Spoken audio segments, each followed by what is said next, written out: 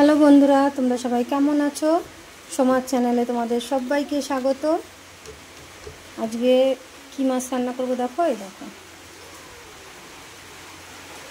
এটা হচ্ছে পাকাল মাছ। আজকে পাকাল মাছ রান্না করব। তোমরা কি নামে জানো জানি না, আমরা কিন্তু পাকাল মাছ বলি। তো প্রথমেই একদম লবণ আর হলুদ মাখিয়ে নেব।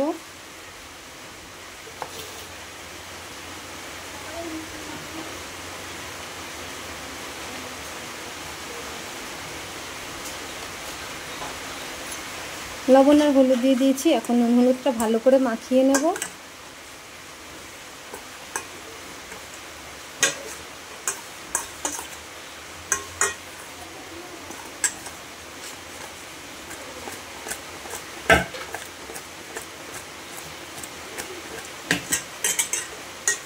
দেখো, লবণ হলুদটা কিন্তু মাখানো হয়ে গেছে। ভালো করে লবণ হলুদটা মাখিয়ে নিয়েছি।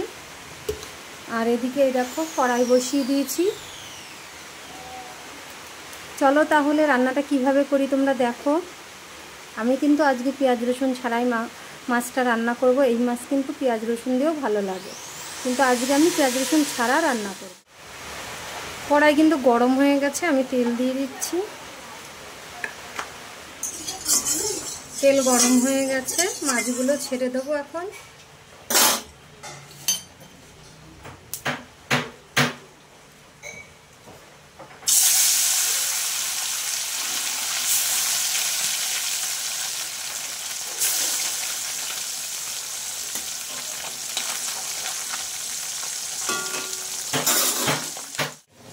মাছগুলো সব ভেজে নিয়েছি।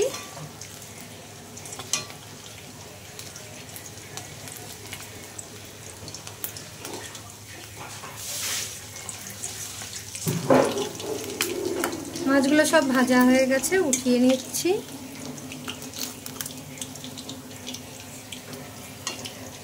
এই যে সব মাছগুলো ভেজে নিয়েছি এইভাবে।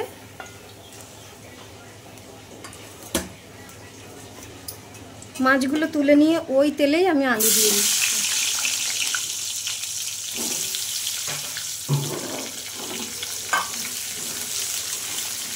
আলুগুলো একটু লাল করে ভেজে নেব। আলুগুলো ভাজা হয়ে গেছে। এখন আমি এই যে মশলা, জিরে, আদা আর কাঁচা লঙ্কা বাটা দিয়ে দিচ্ছি।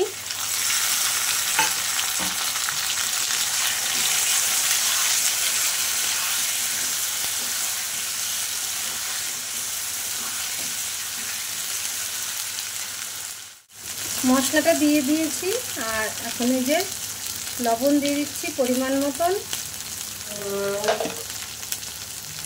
আর অল্প করে একটু হলুদ দিচ্ছি। আমি হলুদটা পরে দেবো আবার। এখন অল্প করে একটু হলুদ দিয়ে দিলাম। আর মশলাটা কিন্তু খুব বেশি কষাবো না। মশলা যতটা সময় ধরে কষাই তার হাফ টাইমটা একটু কষাবো, কষিয়ে আমি জল দিয়ে দেবো, কারণ বেশি কষানোর দরকার নেই।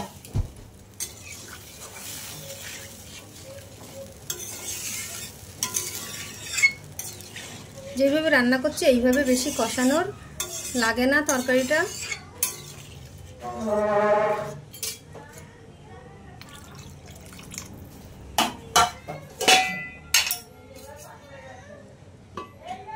তরকারিটা আমি ঢেকে দিচ্ছি, তরকারিটা ফুটার অপেক্ষায়। তরকারিটা ফুটে গেছে।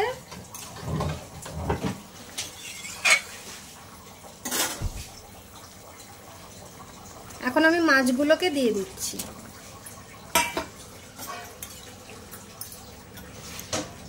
কারণ পাকাল মাছগুলো একটু সেদ্ধ হতে সময় লাগে, একটু ফোটে বেশি।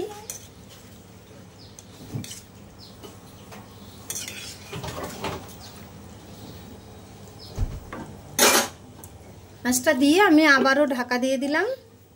আর একটু ফুটুক, তরকারিটা ফুটে গেছে, এখন নামিয়ে নেব।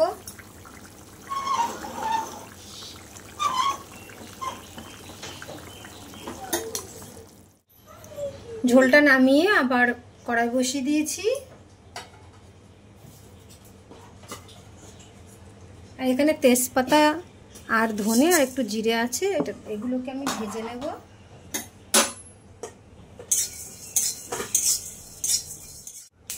জিরে ধনেটা ভাজা হয়ে গেছে। আমি গোটা গোলমরিচটা নেই, এইটাই বাড়িরই গোটা গোলমরিচ, আমি একটু গুঁড়ো করেছিলাম, তো এই গোলমরিচটাই আমি একটু দিয়ে নাড়িয়ে নেব।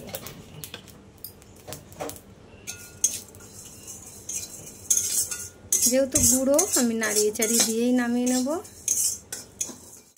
মশলাগুলো নামিয়ে নিয়ে কড়াইটা আবার বসিয়ে দিয়েছি। আমি এখন একটু তেল দিয়ে দিলাম।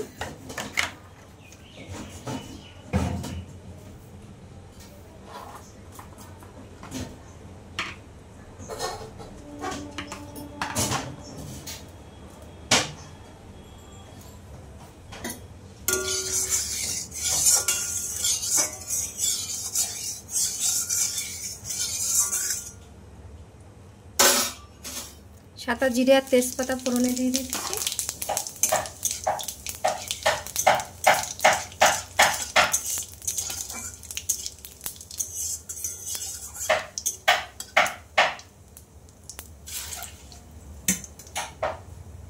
এবার ঝোলটা ঢেলে দেব।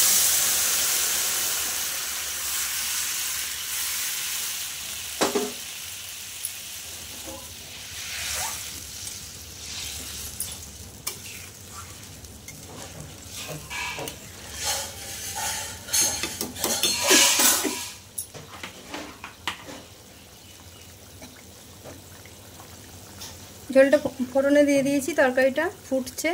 এখন আমি একটু হলুদ দিয়ে দেবো। প্রথমে তো হলুদ কম দিয়েছিলাম, তোমাদের বলেছি যে হলুদটা আমি আবার পরে দেব, তাই এখন হলুদটা দিয়ে দিলাম। তরকারিটা ফুটবে, আর তরকারিটা এদিকে ফুটতে ফুটতে ওদিকে আমি মশলাটা, যে মশলাটা আমি ভেজে নিলাম, ওই মশলাটা আমি বেটে নেব।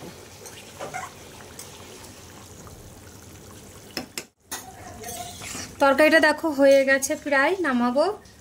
তো তার আগে আমি এখানে যে মশলাটা আমি ভেজেছি, ভাজা মশলা, এই দেখো ভাজা মশলাটা আমি ঝোলে মিশিয়ে দেবো।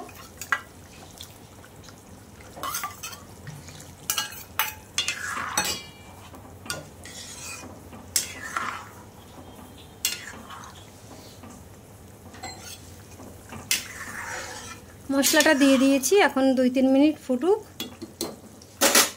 আমি ততক্ষণ একটু গরম মশলা দেব। আমি গরম মশলাটা ততক্ষণ একটু বেটে নিই। মাছের ঝোলটা কিন্তু রেডি। আর এই দেখো যে গোটা গরম মশলা আমি বেটে নিয়েছি, অল্প করে, খুব বেশি না। গোটা গরম মশলাটা বেটে নিয়েছি, আমি দিয়ে দিলাম।